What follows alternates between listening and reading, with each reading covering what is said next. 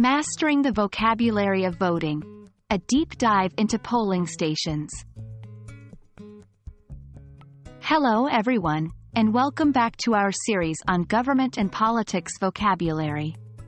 Today, we're taking a close look at the topic of elections and voting. More specifically, we're going to focus on polling stations.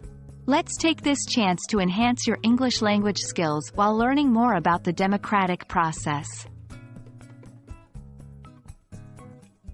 A polling station is a public location where voters go to cast their votes during an election.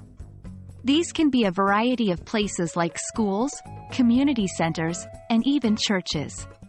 The purpose of a polling station is to provide a secure and accessible place for all eligible voters to exercise their right to vote.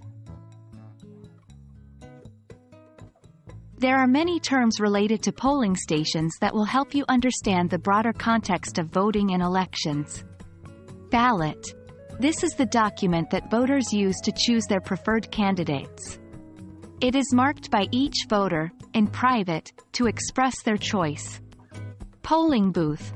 This is a private area in the polling station where voters fill out their ballots. Privacy is important to maintain the integrity of the vote. Election officer. This person oversees the voting at the polling station. They ensure that voting is carried out fairly and according to the law.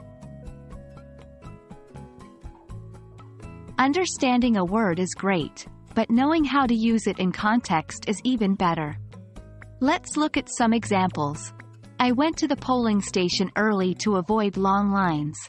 The election officer at our polling station was very helpful and made sure everyone understood how to fill out the ballot. And that's it for today's lesson on polling stations. I hope this video has not only enriched your vocabulary but also given you a better understanding of the democratic process. Remember, the power of a language lies not only in understanding it, but also in using it effectively to express your ideas. Keep practicing and use the new words you learned today. See you in our next lesson.